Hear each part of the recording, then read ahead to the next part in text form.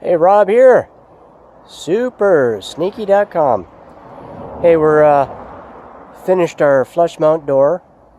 It worked out really well, and this is the finished product.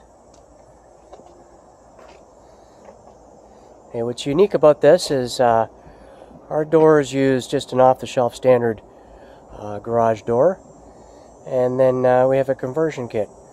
And the jambs overlap the doors, so there's a nice weather seal all the way around it. And check this out.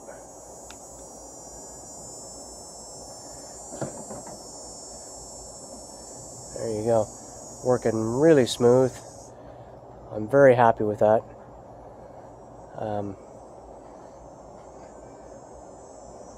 It's working really well.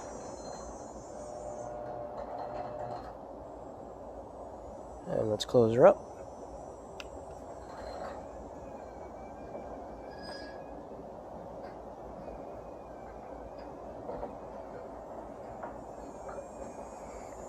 Yeah, so we have quite a few dealers around now. We have 3 different custom door manufacturers. So yeah, if you're looking for a custom flush mount door, give us a call. supersneaky.com. Over and out.